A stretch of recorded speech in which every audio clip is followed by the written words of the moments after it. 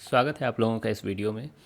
बहुत ही interesting scenario और conceptual question के साथ है यहाँ पर। तो देखते हैं क्या कह रहा है question.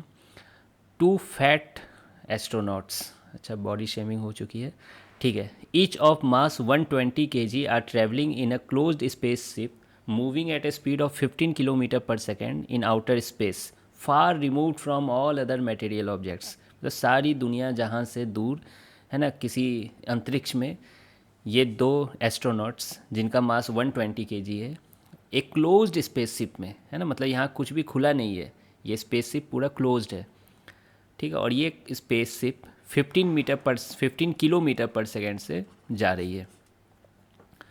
The total mass of the spaceship and it's contents including the astronauts is 660 kg। Total mass 660 kg है, ठीक है।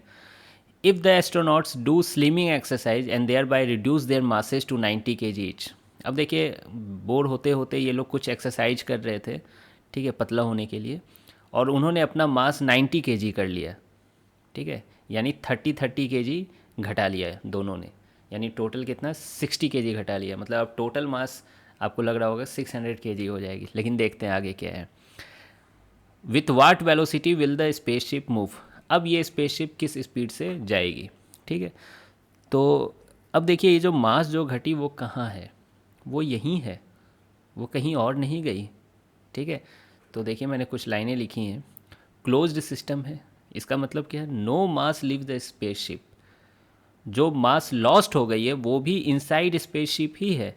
अच्छा, ये मास किस फॉर्म में लॉस हो रही है ना, मान लीजिए स्वेट के फॉर्म में, है ना, गैस के फॉर्म में, जो उन्होंने सांसें ली, है ना, कुछ भी वेस्ट डंप, ये सब इस फॉर्म में वो अंदर ही है, कहीं बाहर नहीं गई, ठीक है।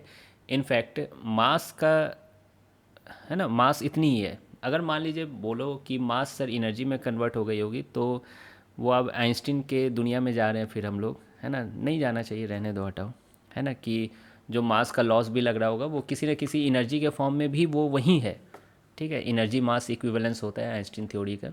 खैर वो सब हटाओ, इम्पॉर्टेंट ये है कि सारा मास अंदर ही है। तो टोटल मास अभी भी कितना है, 660 kg। वो मास किस फॉर्म में, वो सब हमारा चर्चा का विषय नहीं है, हो सकता है वो एनर्जी के फॉर्म में हो, ठीक है, लेकिन है वो 660 kg। तो नेट एक्सटर्नल फोर्स इस पूरे सिस्टम पर, स्पेसशिप पर क्या है, जीरो है। क्लियर ये चीज।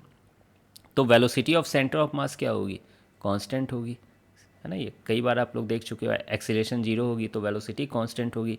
यानी फाइनल वेलोसिटी ऑफ स्पेसशिप क्या होगी, 15 किलोमीटर पर सेकेंड ही रहेगी, और डायरेक्शन भी सेम रहेगी, ठीक है। हाँ, अगर कुछ मासेज यहाँ से निकल गए होते, इसको डंप कर दिया जाता, बाहर निकाल दिया जाता, तो ये स्पीड की वैल्यू कुछ और होती, लेकिन अफसोस ये क्वेश्चन में ऐसा कुछ पूछा नहीं गया है, ठीक है। तो अगर है ना कुछ डंप किया जाता तो वो वेरिएबल मास सिस्टम की क्वेश्चन हो जाती। तो आपको ये क्लास में पढ़ाया जाता है ना, रॉकेट प्रोपल्सन, या फिर कोई गाड़ी जा रही है, ऊपर से पानी गिर रहा है तो गाड़ी की स्पीड क्या हो जाएगी, है ना। तो वैसे टाइप से ये क्वेश्चन बनने लगते, एक थ्रस्ट फोर्स आ जाती है उसमें। खैर अभी तो कुछ ऐसा नहीं है, तो आप समझ गए कंसेप्ट, मास वही है ना, जिस भी फॉर्म में हो, लेकिन ये वही है, टोटल 660 kg ही है, तो इसलिए वेलोसिटी चेंज नहीं हो रही है यहाँ पर। तो मिलते हैं फिर नेक्स्ट वीडियो में।